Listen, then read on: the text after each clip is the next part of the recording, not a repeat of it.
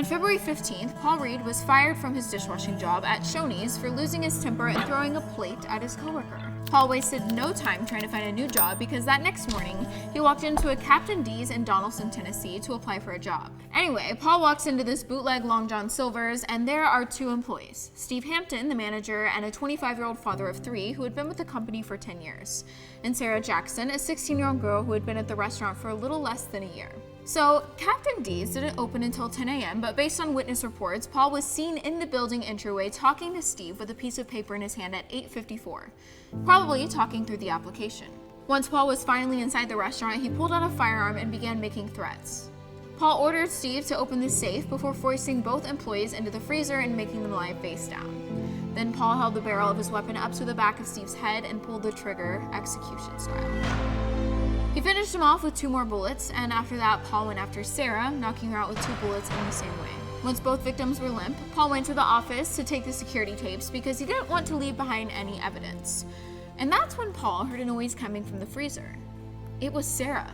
She was still alive, trying to get up and either get away or call for help. But Paul heard the commotion, so he went back to the freezer and fired 2 more rounds at Sarah before running away with the surveillance footage. At around 9:30 a.m., Michael Butterworth showed up for his shift at Captain D's. Well, when Michael went to open the door, it was still locked, so he looked through the windows to see if anyone was inside, and that's when he noticed the chairs still hadn't been set out. That was super odd. The restaurant is normally all set up by this point, and if it were just one employee opening, it's a possibility that they slept past their alarm, but there were supposed to be 2 workers there already. Michael then went around to the back door and knocked, but still nothing. So he went to another business in the area and asked to use their phone, because, 1997. He first dialed the phone number for Captain D's, but of course no one answered. So after the first failed phone call, Michael called one of his coworkers whose dad was a cop. He filled them in on the situation and asked for help on what to do. Eventually, the Nashville police were notified, and sometime between 11 and 2, officers arrived at Captain D's to check things out. Cops got into the restaurant to scope things out, and upon opening the freezer door, they found the bodies of Steve and Sarah. That's when the investigation got kicked into high gear. Searchers began looking for any clues or pieces of evidence, but there wasn't much to go off of. There were shoe prints on the floor, but no DNA evidence or anything. There was a plastic movie card with a thumbprint on it, but when it was run in the system, no matches came up. There was a bunch of money missing, like over $7,000 had been stolen, and about $250 worth of money was in coins. Officers noted that Steve's wallet was snatched up too. After conducting the initial crime scene investigation, police officers interviewed the 3 people who worked at Captain D's the night before to see if they knew anything.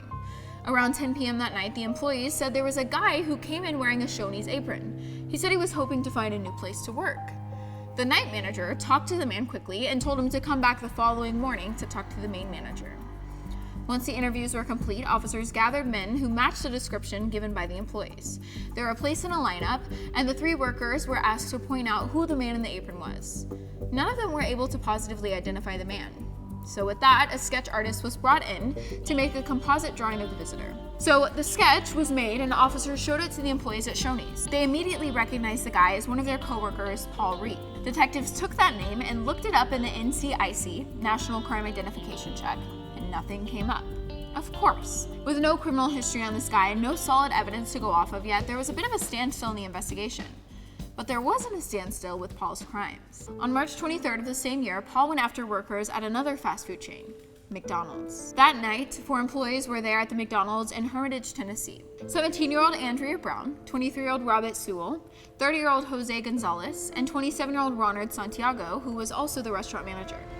After clocking out from their shifts, the 4 workers headed for the door. Manager Ronald unlocked it and they all began to file out. And up popped Paul with a rifle in hand. He approached the group and ordered them all to get back inside. Here we go. Paul wrangled them up inside the establishment and began firing at the employees one by one, the same way he did the others at Captain D's. Paul knocked out Andrea, Ronald, and Robert, but when he aimed at Jose, nothing. The weapon jammed up. So on to plan B Paul went. He grabbed his blade and jabbed Jose 17 times until he was motionless. After snatching all of the money from the registers in the safe, Paul fled the scene. But even though Jose looked lifeless, he wasn't. At one point during the attack, Jose made the call to play dead just to get Paul to stop going after him, and he was successful. Once Jose knew the coast was clear, he crawled his way to a phone and called 911. Cops sped to the scene and first found Robert and Ronald on the ground without a pulse. But when they went up to Jose, he was still alive, unconscious, but still breathing. Andrea was also still hanging on. So they were both rushed to the hospital, where Andrea was pronounced brain dead, and Jose was treated for his wounds. He ended up surviving. While Jose was receiving medical attention, a set of police officers were at the McDonald's conducting a search. Inside, investigators found 6 shells from a Remington .25 caliber automatic rifle.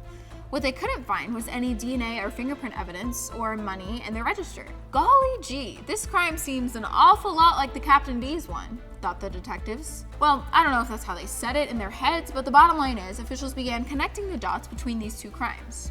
No solid evidence, stolen money, and the location of a fast food restaurant. This couldn't be a coincidence. It had to have been done by the same person. And whoever that was insanely smart. But there was one major difference between these 2 incidents. One had no surviving victims, the others did. So police officers obviously wanted to talk to Jose to hear his side of the story, but he was in such bad shape he couldn't really talk. Over time, Jose and the interviewers were able to find ways to communicate with signs, nods, and other visuals before he was finally able to whisper and give a description of the man with the rifle. The perp was described as a white man with dark hair, a mustache, and at the time, he was wearing a baseball hat. A sketch artist created a mock-up of the guy, and it was compared to the sketch from the Captain D slangs. They didn't look too similar, but detectives still had a feeling that it was the same guy. I mean, in their defense, Jose went through a traumatic event and could barely talk to give that description. There are bound to be some discrepancies there. But before an official connection could be made with evidence, Paul was at it again. One April day, he convinced the 2 young girls working at a Baskin Robbins to let him in. Instead of snuffing them there like his other victims, Paul abducted the 2 and took them somewhere else. One of the employees, Michelle, was supposed to be picked up that night by her brother Craig. He waited for over 15 minutes, made several phone calls, and even snuck inside the scoop shop to look for his sister and her coworker Angela. No one was inside, and the whole scene was eerie as hell, so he called 911. Cops came to the scene and started looking around. They discovered Angela and Michelle's purses, an empty safe, and no surveillance tapes from the evening. Someone had definitely been there and done something awful to those girls. While looking around, officers were able to recover some shoe and latent fingerprints that were viable, which was a first for Paul's crimes. Getting a little sloppy, eh? At that point, it was clear Angela and Michelle had been abducted. Cops were looking for the girls all over that evening, but their search was unsuccessful. The next morning, a man was walking his dog at the John Bar Cave State Park when he came across the remains of a woman in the water and notified the authorities. When detectives arrived, they found the girl whose hands were tied behind her back with a Baskin Robbins apron. It was Michelle. In the woods nearby was Angela. Both women had been slashed and jabbed all over. And as if it wasn't already clear before this incident, there was a criminal on the loose going after innocent employees in the food service industry. This perp was dubbed the fast food killer. Officials knew this criminal would strike again, so they amped up their surveillance at fast food joints in the area. Some officers even went undercover, pretending to be employees. Well, whether Paul was on to the cops or just taking a break from the slangs, weeks passed without another crime. And then, on June 1st, there was a knock at 45-year-old Mitchell Roberts' door. It was Paul. Oh, I almost forgot to tell you who Mitchell is. He's the manager of Shoney's, aka the restaurant Paul got fired from. Wait. Please don't tell me all this happened because Paul got fired. When Mitchell opened the door, Paul begged him for his job back. Mitchell said he couldn't hire him back, but he was like, "Let me walk you to your car?" Well, in true Paul fashion, he pulled out a firearm and started making threats. He told Mitchell to put on a set of handcuffs that he just casually pulled out of his pocket and said, "You are coming with me." Mitchell ran back to his doorstep, but Paul was following closely behind him with a blade. The 2 men began fighting as Mitchell was screaming for his wife to get a firearm. Paul's eyes went wide at the sound and immediately hopped in his car and drove off. Here's the thing. Mitchell didn't even have a weapon like that. He only said that to try and scare Paul away, which worked. Go Mitchell. Mitchell, like any normal human whose life was threatened by someone, phoned the popo who arrived at his house and took down his statement. During the middle of Mitchell's story, the phone rang. Mitchell picked it up and it was Paul, apologizing for what happened. Mitchell, ever the actor, was able to convince Paul to come back to his house where he was immediately arrested and taken to the station. Paul was eventually convicted on 7 counts of first-degree slaughter over the course of 3 trials. He was found guilty, and on April 20th, 1999, Paul was sentenced to the ultimate punishment, 7 times over. But of course, Paul tried to fight back on the sentencing, and so did his family, as well as activists who were against the penalty. For years and years, Paul avoided his demise, but on November 1st of 2013, he passed away from pneumonia, heart failure, and upper respiratory issues. Don't you just love it when Mother Nature intervenes? Now that we can all take a moment of relief in knowing this man is no longer around to torment innocent food service workers, let's try to understand his psyche. After Paul was arrested, his family claimed he was mentally ill and unable to make sound decisions, and they didn't think to get him help until it was too late. Paul, like many other criminals, had a rocky past. His parents divorced when he was 3, his father was an alcoholic, and he spent most of his time with his grandma, who he thought he would torment by putting tacks in her food, spraying her with a hose, locking her in her room, and trying to set her on fire. Again, no one thought to step in. Paul became so wild that no one from his family wanted him. He tried to assault his mom and sister, and sometime in his upbringing, he was put up in a home for boys before trying to live with his dad. He kept winding up in trouble and was eventually arrested for auto theft, which he got 3 years probation for. After that, Paul continued his criminal lifestyle with robberies, money scams, and more auto theft. In April of 1984, he was sentenced to 20 years in jail for robbing restaurants and a hardware store, but was released just 7 years into the sentence. Numerous professionals in the mental health and criminal field said Paul was a danger to society who was going to hurt somebody else in a matter of time. After getting out of jail, Paul started working as a truck driver in Texas, got into an accident, and spent his $25,000 settlement on plastic surgery. He literally got something called a skin peel, had his ears pinned back, and got some work done to his teeth. Why, you ask? Because Paul decided he wanted to be a country singer, so he had to look good.